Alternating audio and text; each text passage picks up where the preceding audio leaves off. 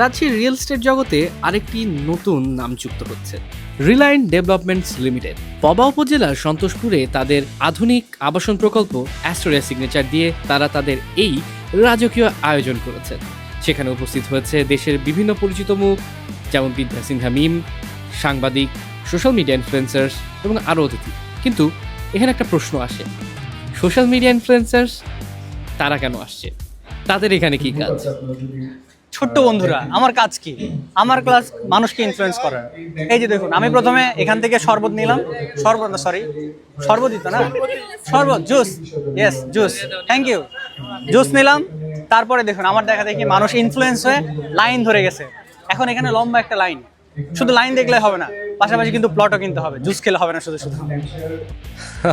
যদিও সাকিব ভাই ঠিকই বলেছেন, ইনফ্লুয়েন্সার্স মানে ইনফ্লুয়েন্স করবে, যদিও জুস খাওয়ার জন্য না, তাদের এই মেগা প্রজেক্টটির সাথে পরিচিত করিয়ে দিতে। তবে কি এমন আছে তাদের এই মেগা প্রজেক্টে যা রাজশাহীতে আগে কখনো দেখা যায়নি?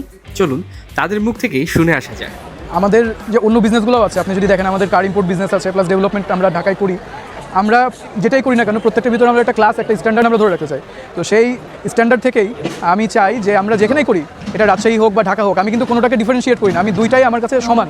আপনারা যদি আমাদের অফিস দেখেন, অফিসেও দেখবেন যে আমি আমার ঢাকার অফিসকে যেভাবে সাজিয়েছি, রাজশাহীর অফিসটাও সেভাবেই সাজিয়েছি। তো আমাদের যে কনসেপ্টটা, এটা আসলে ইনফ্লুয়েন্সারদের চেয়ে বা কন্টেন্ট ক্রিয়েটরদের চেয়ে ভালোভাবে আর কেউ পৌঁছায় দিতে পারবে না।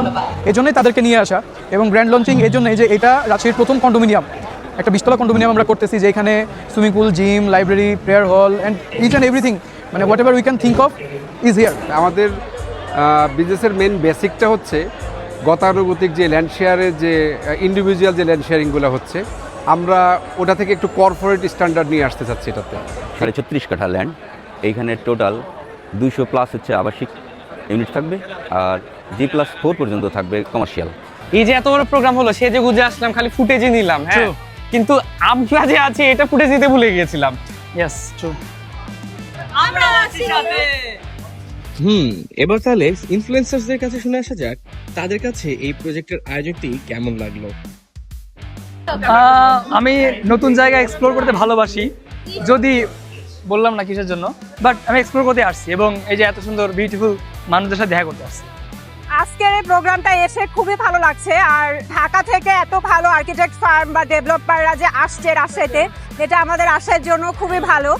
আর কন্টেন্ট ক্রিয়েটরদেরকে নিয়েও যে এরকম একটা প্রোগ্রাম করা যায়, এরকম মানে এটা খুবই নতুন আমার কাছে। অনুষ্ঠান কিন্তু এখানেই শেষ না। বিদ্যা সিনহা মিমের উদ্বোধনীর পরে মঞ্চে উঠে পড়শি এবং গানের তালে তালে মাতিয়ে তুলে সেখানে থাকা এক ঝাঁক তরুণ তরুণীদের।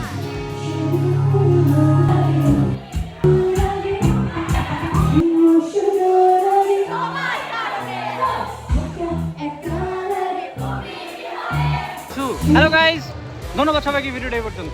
আল্লাহ হাফেজ।